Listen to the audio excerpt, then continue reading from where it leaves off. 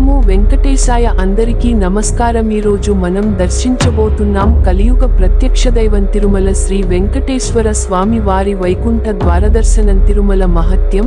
7 కొండలు, భక్తుల దృశ్యాలు. 7 పవిత్ర కొండలపై వెలసిన తిరుమలలో శ్రీమన్నారాయణుడు శ్రీ వెంకటేశ్వర స్వామిగా అవతరించి కలియుగ భక్తుల కోరికలను తీర్చుతున్నాడు.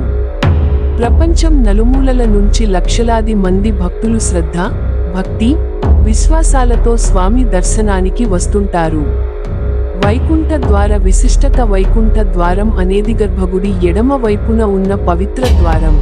ఈ ద్వారం ద్వారా దర్శనం చేసుకుంటే మోక్షప్రాప్తి కలుగుతుందని భక్తుల విశ్వాసం. ఈ ద్వారం సంవత్సరానికి ఒక్కసారే వైకుంఠ ఏకాదశి మరియు ద్వాదశి రోజుల్లో మాత్రమే తెరవబడుతుంది. వైకుంఠ ఏకాదశి ప్రాముఖ్యత. ఉపవాసం, నామస్మరణ దృశ్యాలు. వైకుంఠ ఏకాదశి రోజున శ్రీ మహావిష్ణువు స్వయంగా వైకుంఠ లోక ద్వారాలను తెరిచి భక్తులను ఆశీర్వదిస్తాడని పురాణాల్లో చెప్పబడింది.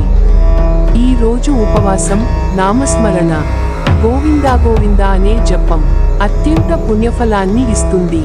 వైకుంఠ ద్వార దర్శన అనుభూతి. దర్శన దృశ్యాలు. వైకుంఠ ద్వారం గుండా లోపలికి అడుగుపెట్టగానే మనసు ప్రశాంతతతో నిండిపోతుంది.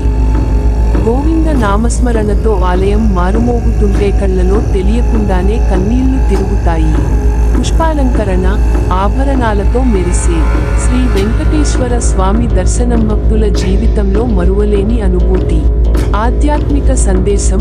దీపాలు, ప్రసాదం. దృశ్యాలు. స్వామి మనకు నేర్పేది ఓర్పు, వినయం, భక్తి, శరణాగతి. స్వామి పాదాల వద్ద శరణు కోరితే మన జీవితంలోని అన్ని బాధలు తొలగిపోతాయని విశ్వాసం.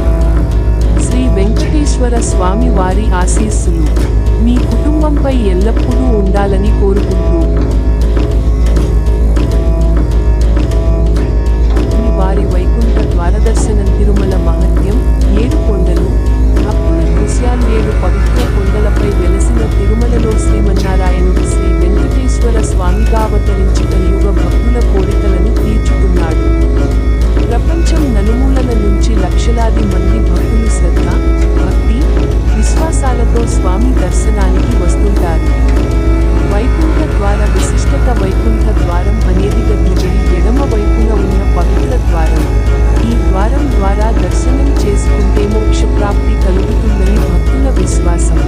ఈ ద్వారం సంవత్సరానికి ఒక్కసారే వైకుంఠ ఏకాదశి మరియు ద్వాదశి రోజుల్లో మాత్రమే తెరవబడుతుంది. వైకుంఠ ఏకాదశి ప్రాముఖ్యత. ఉపవాసం, నామస్మరణ దృశ్యాలు.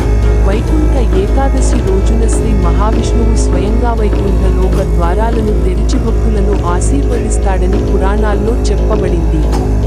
ఈ రోజు ఉపవాసం, నామస్మరణ, గోవిందా గోవిందా అనే జపం అత్యంత పుణ్యఫలాన్ని ఇస్తుంది.